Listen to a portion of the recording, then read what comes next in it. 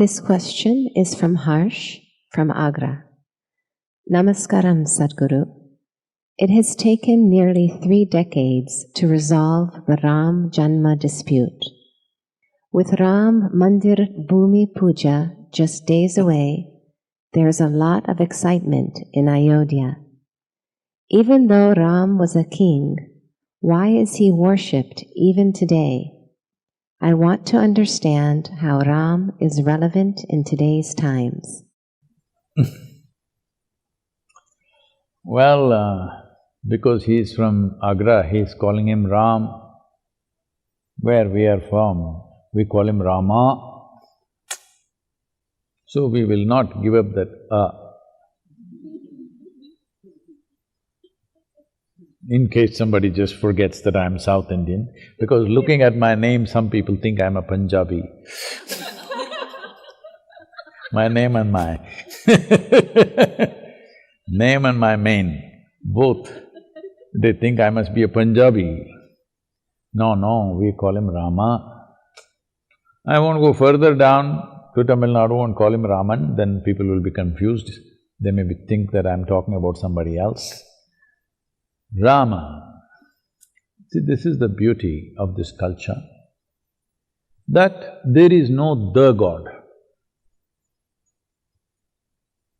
There are qualities that we recognize as divine. If some human being displays that, we bow down to him because we are bowing down to the quality, not to the person.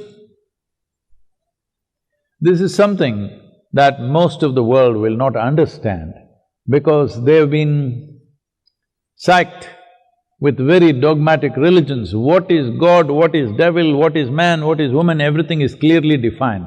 In India, nothing is defined because, I told you masala, everything is like that, always evolving, always things happening.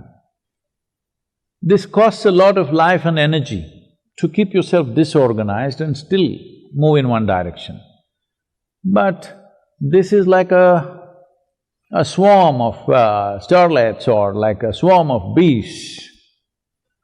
It looks like they're going nowhere, but they're always going somewhere, they know where they're going. But for an outside observer, it looks like they're going nowhere. So you must understand this. Ram or Rama is from Ayodhya, which is where the temple construction is happening because it's his birthplace. The temple is few thousand years old. Nobody knows exactly first temple what age it came up, then developments happened over millennia. But about 500 years ago, it was demolished. Systematically, lot of temples were demolished upon which other religious places were built with using the same construction material. Pull down this and build something else out of it. So, Rama being an icon, you must understand, he is an icon, not a god. Because we did not call him a god, we called him Maryada Purush, Purushottam, that means an elevated man. The very word Purushottam means an elevated man. Rama is always referred to as Purushottama. That means among the men, he is above them because he is so elevated. What is so elevated about him? Well, he went through trials and tribulations, I will not go through the whole works, but series of disasters, serial disaster, his life. He loses his kingdom, loses his wife, has to fight a war, then comes back, again loses his wife, loses his children, almost killed his children, endless number of disasters. Through all this, he goes through peacefully, blissfully. Pain, but still blissful. On one level, on a personal level, he has much pain which he expresses, but he never allows that pain to make any decisions about anything that he is doing. Well, when a man acts like this, we say he is Purushottama, because he is… Uttama means an elevated one among the men. It's very important that he is a man. He was born in Ayodhya and died at a certain age and went through all this life, traveled through Indian geography, coming down to south and again going back to north. After having killed his adversary, a man who kidnapped his wife and was living and ruling wantonly, after killing him, he comes back and goes into a year of repentance. So his brother asks, "Are you crazy? This is the worst kind of guy. You had to kill him. And now you want to repent? What does it mean? Did we all do wrong?"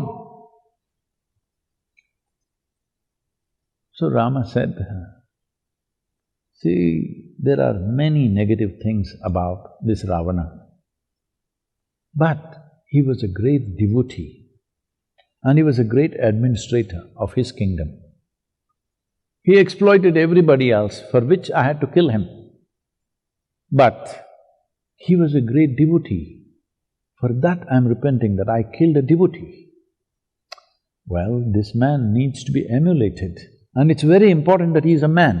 If he becomes a god, you'll hang him on the wall and forget about him. Nobody tries to ever emulate a god, you must understand this. God means is beyond emulation.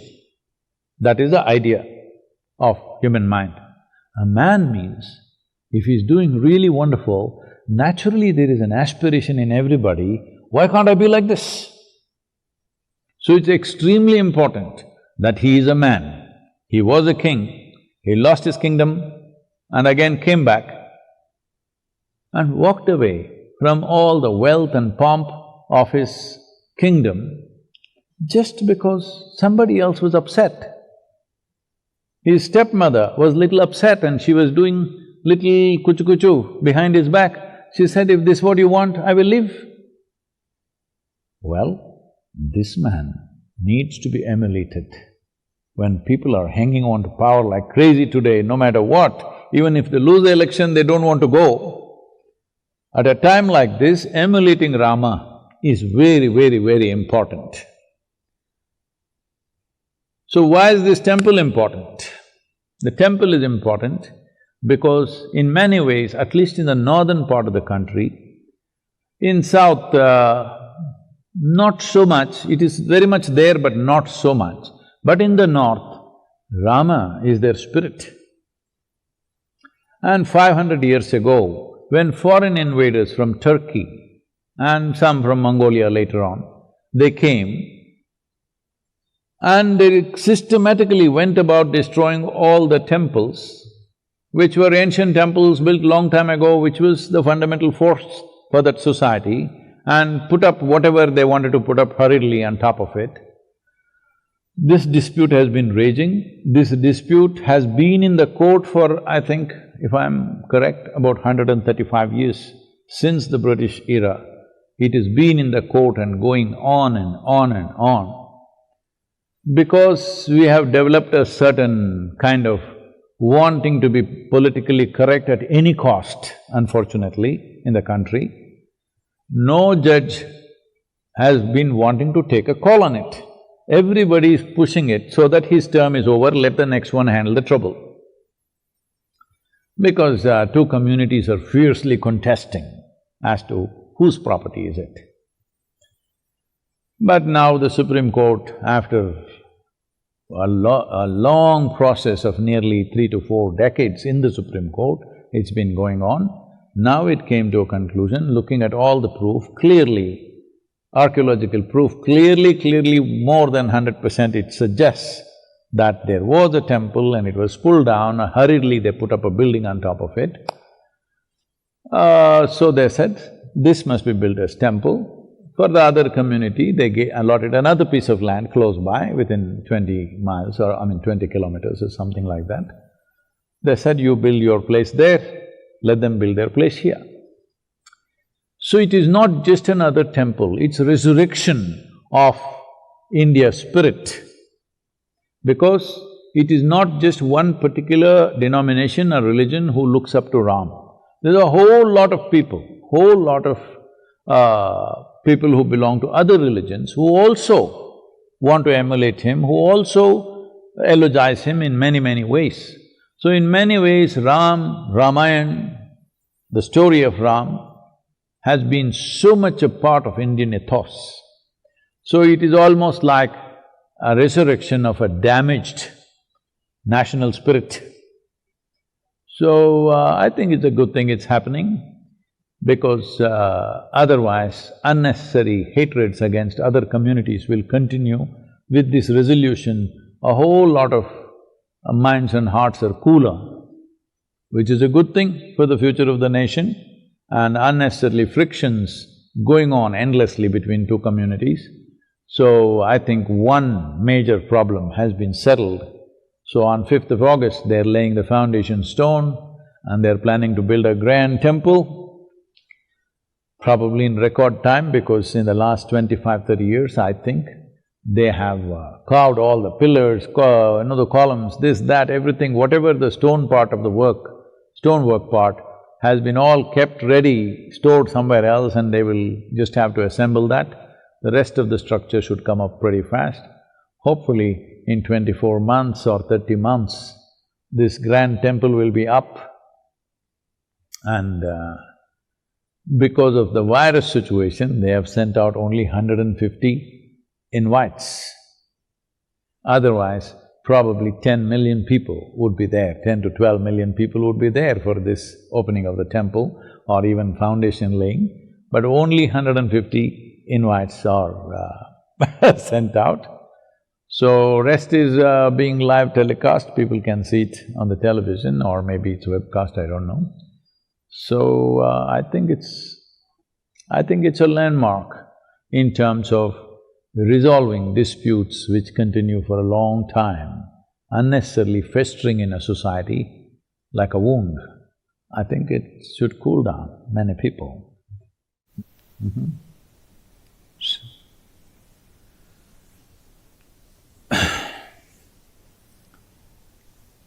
Now that you asked Ram question,